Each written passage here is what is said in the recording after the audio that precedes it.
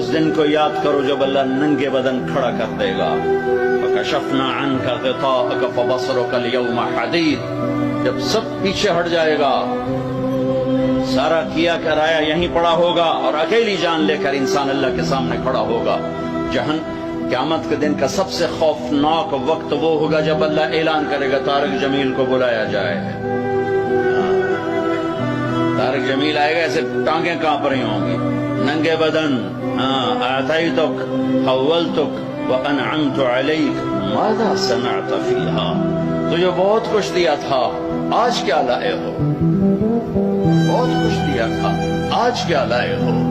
یوم یجعل الولدان شیبا.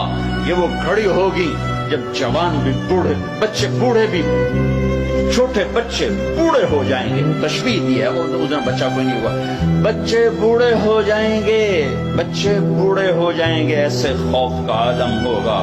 حضرت عائشہ نے پوچھا یا رسول اللہ قیامت کے دن ایک دوسرے کو یاد رکھیں گے لوگ؟ کہاں؟ ہاں، ایک وقت آئے گا جب کوئی کسی کو یاد نہیں کرے گا. جب ندا پڑے گی، سہیل کو بلایا جائے، کامران کو بلایا جائے، یا گوشت کا حساب دے، پینٹا کمیزاں کا حساب دے.